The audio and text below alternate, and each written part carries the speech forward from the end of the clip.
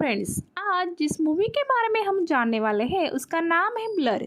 तापसी पन्नू और गुलशन देवाई इनके लीड रोल से सजी इस फिल्म को ZEE5 पर रिलीज किया गया है, जिसे अजय बहल इन्होंने डायरेक्ट और तापसी के संग जॉइंटली प्रोड्यूस भी किया है। अगर आप हॉलीवुड से कनेक्ट रहते हैं तो 2010 में आई स्पेनिश फिल्म जूलियास आइज इस मूवी का ये हिंदी रीमेक है। दिल्ली में रहने वाली तापसी पन्नू इस फिल्म में गायत्री नाम का रोल प्ले करेंगी, जो अपनी जुड़वा सिस्टर गौतमी के बारे में एक डरावना सपना देखने के बाद दूसरे दिन ही उसके घर नैनीताल यहाँ अपने पति नील यानी गुलशन देवाई के साथ आती है।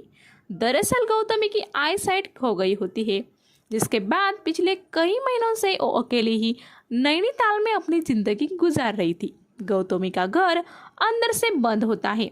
काफ़ी देर वेट करने के बाद भी दरवाजा ओपन न होने पर विंडो की खिड़की ब्रेक करके गायत्री घर में एंटर होती है। गौतमी को आवाज़ देकर ढूंढते हुए वो एक रूम में पहुंचती है, जहां गौतमी उसे छत से लटक कर मरी हुई हालत में दिखाई देती है। ये नज़ारा देखकर गायत्री को काफ़ी सदमा लगता है। वहीं नील तुरंत पुलिस को इस बात की जानकारी देता है। पुलिस आने के बाद शुरुआती छानबीन से वो अंदाज़ा लगाते हैं कि सुसाइड हो सकती है, क्योंकि बॉडी पे कोई घाव नहीं है। इस बात को मानने से गायत्री रेडी नहीं होती, जिस पर इंस्पेक्टर चंडेल हम बॉडी का पोस्टमार्टम और घर की फॉरेंसिक जांच भी करेंगे, ऐसा बताते ही अगले दिन जब गायत्री वापस गौतमी के घर आती है तब शाम के वक्त अचानक बिजली चले जाने के बाद उसे कुछ भी दिखाई नहीं देता है। इसी बीच उसे वहाँ कोई और भी मौजूद है ऐसा आभास होता है। कुछ वक्त बाद नील वहां आ जाता है और कमरे की लाइट ऑन करता है।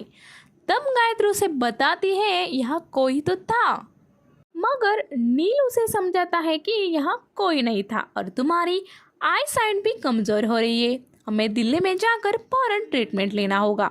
गायत्री मुझे कुछ भी नहीं हुआ है ऐसा बोलकर बात को टाल देती है। इतने में इंस्पेक्टर चंडेल वहाँ आते हैं और वो बताते हैं कि पोस्टमार्टम की रिपोर्ट से एक बात साफ है कि गौतमी ने सुसाइड की है। घर की फॉरेंसिक जांच के बाद वहाँ किसी भी और के होने के कोई सुराग भी नहीं मिले हैं। अड़ोस पड़ोस वाले लोगों ने भी यहाँ किसी को आते या जाते नहीं देखा है। पुलिस के इतने कन्फर्म होने के बाद भी गायत्री का मन इस बात को नहीं मान रहा था। वो गौतमी के बारे में खुद ही इंक्वायरी करना शुरू करती है। पड़ोस में रहने वाली सोलंकी आंटी को वो मिलती है। आंटी उसे बताती है कि मैं करीब 25 सालों से यहाँ रहती हूँ। मेरा बेटा दीपक, इसके हेल्थ इश्यूज की वजह से हम दिल्ली से यहाँ शिफ्ट हुए थे। मेरी और गौतमी की पहले तो खूब बनती थी, मगर फिर गौतमी ने यहाँ के एक हेल्थ क्लब ज्वाइन कर लिया था, जब कि वहाँ सब विजुअल इम्पेयर्ड लोग आते थे। उषा नाम के किसी लड़के के बारे में उसने मुझसे एक बार जिक्र भी किया था। फिर वो अपने लाइफ में बिजी रहने लगी और हमारा मिलना जुलना कम होता गया। इस इंफॉर्मेशन के बेस पे गायत्री हेल्थ क्लब चली जाती है। वहाँ उषा से मिलने के बाद उसे पता चलता है कि गौतमी किसी के साथ रिलेशनशिप में थी। ये बात सुनकर गायत्री शॉक होती है, क्योंकि फोन पर इस बात का जिक्र कभी गौतमी ने नहीं किया था। आगे उषा ये भी बताती है कि वो पहलगाम के सनशाइन होटल में भी उस बॉयफ्रेंड संग वीकेंड गेटवे के लिए गई थी। उनकी बातों को कोई सुन रहा है ये बात गायत्री नोटिस करती है और जैसे ही वो पीछे मुड़ती है तब एक काले कपड़े पहने आदमी वहां से भागने लगता है। गायत्री भी उसका पीछा करती है, मगर वो आदमी गायब हो जाता है। इतने में एक मोड़ पर गायत्री को चक्कर आ जाते हैं और वो नीचे गिर जाती है। गौतमी का पड़ोसी उसे वहां से घर लाकर नील को सब वाकया बताते हैं। होश आने पर गायत्री शुरुआत में तो उसी पड़ोसी आदमी पर डाउट लेती है कि यही क्लब में मेरे पीछे था, मगर नील के समझाने के बाद वो शांत हो जाती है। अगली सुबह वो गौतमी के बॉडी पे अंतिम संस्कार करते हैं, जिसके बाद नील गायत्री को समझाता है कि वैसे भी गौतमी का केस पुलिस ने बंद किया है, तुम्हारी आई साइट भी कमज़ोर हो रही है, हमें दिल्ली चल के ट्रीटमेंट शुरू करनी होगी। मगर गायत्री इस बात से मना कर पहलगाम जाने की जिद करती है और वो नील को पहली बार मिली थी।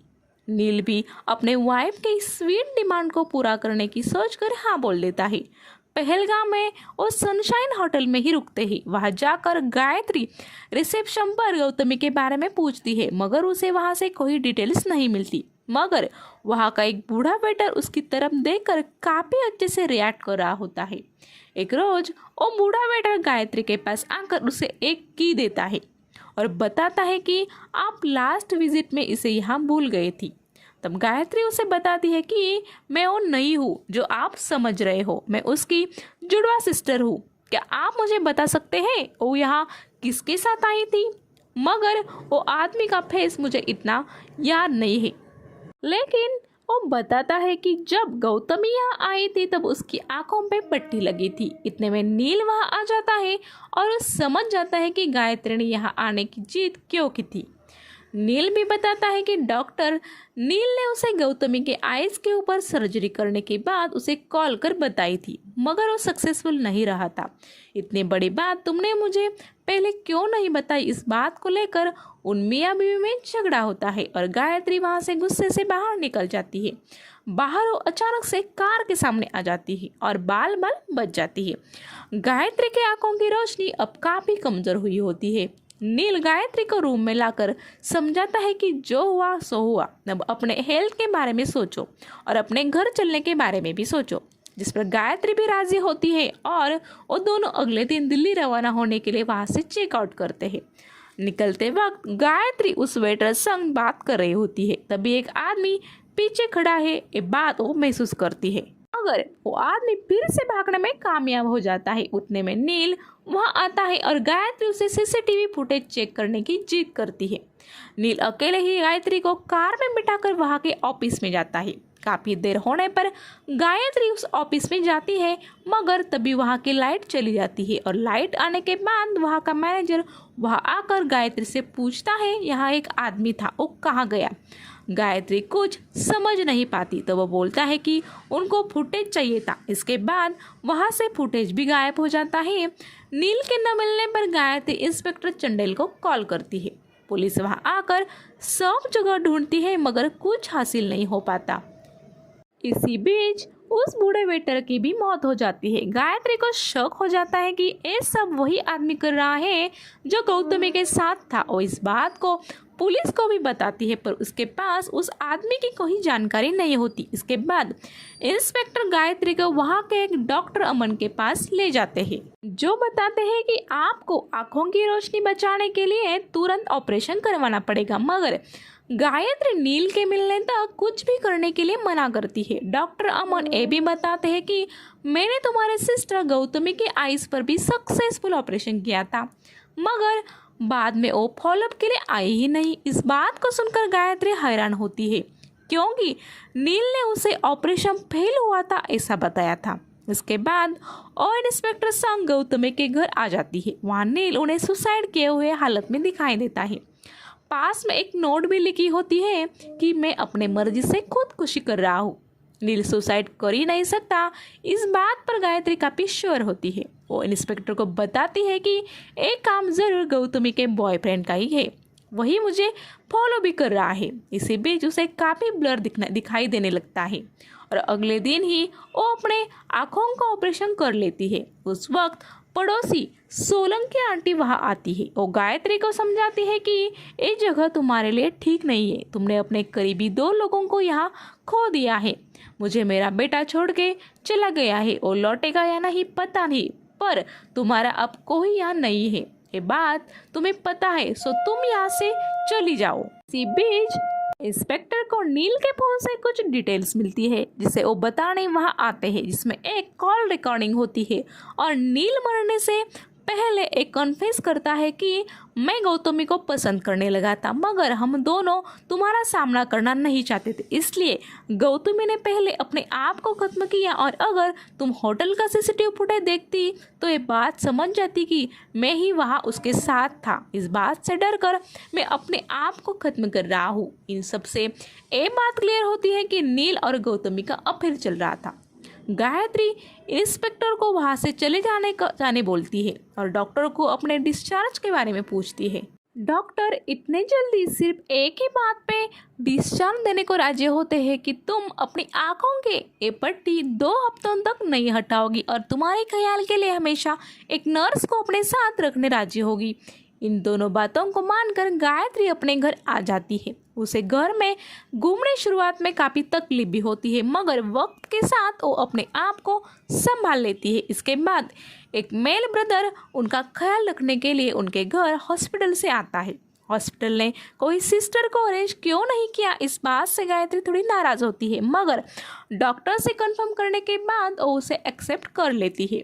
दीपक घर के सारी चीज़ों का संभाल लेता है और उस दिन का अपना काम निपटा कर चला जाता है। रात में गायत्री को एक भयानक सपना आता है जिसमें उसे नील और गौतमी उसे टॉर्चर कर रहे हैं ऐसा महसूस होता है। नींद खुलने पर उसे घर में कोई तो होने का आभास होता है। वो मदद के लिए इंस्पेक्टर को कॉल करती है, मगर वो ऑफ ड्यूटी होते हैं। फिर वो दीपक को कॉल करती है, जो उन्हें बताता है कि मुझे वहाँ आते आते कुछ वक्त लगेगा, मगर मैं आपको फ़ोन पर गाइड करता हूँ, आप पड़ोस में चले जाइए। वो गायत्री को अच्छे से बाहर निकलने का रास्ता बताता है, मगर वो काफ़ी पैनिक हो जाती है। इसी बीच वहाँ दीपक पहुँच जाता है और वो देखता है कि घर का पीछे का दरवाज़ा ओपन है। इसके बाद वो गायत्री को शांत कर उनके रूम में ले जाता है। दिन गुजरने लगते हैं और उन दोनों में काफ़ी अच्छी बॉन्डिंग हो जाती है। दीपक काफ़ी अच्छे से गायत्री का ख्याल रखता है। एक रोज गायत्री वाइन पीने की जिद करती है और वो नशे में दीपक के काफ़ी करीब आकर उसे किस करने लगती है, जिसके बाद वो गुस्सा होकर वहाँ से निकल जाता है और कल से कोई और आएगा ऐसा बोल देता है। उसी रात गायत्री को फिर से घर में फिर से कोई घुसा है ये आभास होता है। वो अपने फ़ोन से दीपक को इन्फॉर्म करती है, तब वो बताता है कि आप पड़ोस में चली जाओ। पड़ोस में जाकर मदद मांगने पर वहाँ एक आदमी गायत्री से गलत हरकतें करने लगता है। उसी बीच उनके घर गायत्री को अपने घर की कीज भी रखी है ये समझ में आता है। उसे उस पड़ोसी आदमी पर ही पूरा शक हो जाता है। दीपक के वहाँ पहुँचने पर वो उसके घर ही रहने जाने की जिद करती है, क्योंकि उसे लगता है कि वो आदमी उसे भी मार देगा। जब दीपक के साथ उसके घर वो चली जाती है, तब उनके पीछे उस पड़ोसी आदमी की लड़की ईरा भी चली जाती है। गायत्री को वहाँ मिलकर उसे बताती है कि आपके घर की कीज मैंने ही अपने घर रखी थी, मैं गौतमी की दोस्त थी और मुझे इस दीपक पर ही शक है, वही आपको रात में मेडिसिन देकर डरावना फील हो ऐसा करता है, आप बस इस आदमी से बच के रहिएगा। इतना बोलकर वो वहाँ से चली जाती है। इसके बाद गायत्री भी और चौकन्ना हो जाती है। वो आज की मेडिसिन मिलने पर टॉयलेट जाने का बहाना कर उसे वहाँ फ्लश कर देती है। तभी वापस ईरा उसके सामने आकर उसे एक कीज पकड़ा देती है और बोलती है कि ये वही कीज है जो मुझे गौतमी ने दी थी, उसके घर की तो नहीं थी, शायद यहाँ की हो, तुम वक्त मिले तो चेक कर लेना। इतना बोलकर वो वहाँ से निकल जाती है। रात में खाने के बाद सोने का बहाना करके गौतमी वहाँ के सभी रूम में वो चाबी लगा के देखती है। एक रूम खुल जाती है, अंदर जाकर वहाँ उसे सब रेड रोशनी दिखाई देती है और वहाँ सब गौतमी और एक आदमी की फोटोज भी लगाई हुई होती है। नील की मरी हुई हालत में फोटोज भी देखती है। इसके सिवाय वो अपने खुद के भी आँख पे पट्टी लगाए हुए कई फोटोज देखती है। उसे अब ईरा की बातों पे विश्वास हो जाता है। वो वहाँ बच कर निकलने की सोच कर वहाँ से बाहर आती है। तभी उसे ईरा की बॉडी पे सर पे चाकू मार कर दीवार से लटकाई है ये दृश्य दिखाई देता है। इतने में दीपक वहाँ आता है और वो गायत्री के करीब बढ़ता है। गायत्री उसे बताती है कि कोई ईरा नाम की लड़की यहाँ आई थी और वो तुम्हारे बारे में कुछ भी गलत बोल रही थी। मैंने देखने के लिए डर कर आंखें खोली, मगर मुझे कुछ नहीं दिख रहा, मेरा ऑपरेशन फेल हो गया, प्लीज़ मुझे डॉक्टर के पास ले चलो। मगर दीपक का फेस देखकर वो समझ जाती है कि ये वही आदमी है जो क्लब में था जब वो उषा से मिलने गई थी। इसके बाद दीपक अपने हाथ का चाकू उसके आंखों के एकदम करीब ले जाकर एक कंफर्म करता है कि क्या सच में उसके आंखों की रोशनी नहीं आई। गायत्री भी अपनी आंखें खुली रखकर उसे शक नहीं होने देती। फिर वो खाना खाने जाती है। वहाँ गायत्री के सूप में वो कोई दवाई मिक्स कर देता है। उसे देखकर भी गायत्री अपनी जान बचाने के लिए उसे थोड़ा सा पीकर नमक कम है ऐसा बोलती है। जब वो नमक लाने जाता है तब उस बाउल को एक्सचेंज कर लेती है, मगर बाउल में चम्मच हिल रहा होता है। इस बात से दीपक समझ जाता है कि कुछ तो गड़बड़ है। वो गायत्री को ऊपर रख एक फ्रिज के पास लेकर जाता है जिसमें असली दीपक नाम के हॉस्पिटल ब्रदर की बॉडी को रखा हुआ होता है। ये देखकर गायत्री उल्टी करने लगती है और दीपक बोलता है झूठी की सिस्टर भी झूठी।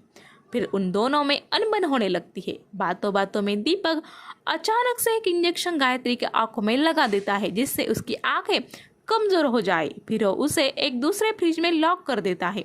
गायत्री उस फ्रिज से बाहर निकलकर भागने में सफल होती है।